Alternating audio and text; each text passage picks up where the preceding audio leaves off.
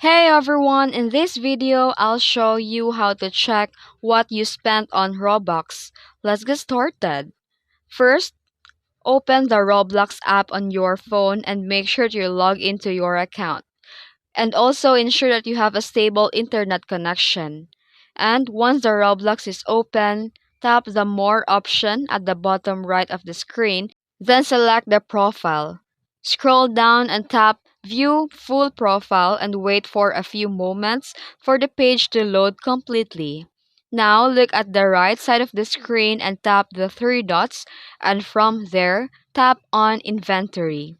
Here you'll see all the items you've obtained, including the purchase and free items. You can also tap on different subcategories to filter your purchases by type. If you want to see your full Roblox spending history, you can visit the Roblox website on your browser and go to your transaction tab and view your purchase history there. And that's it. You've just learned how to check what you spent in your Robux on. If this video helped you, don't forget to like and subscribe for more tutorials. Thanks for watching.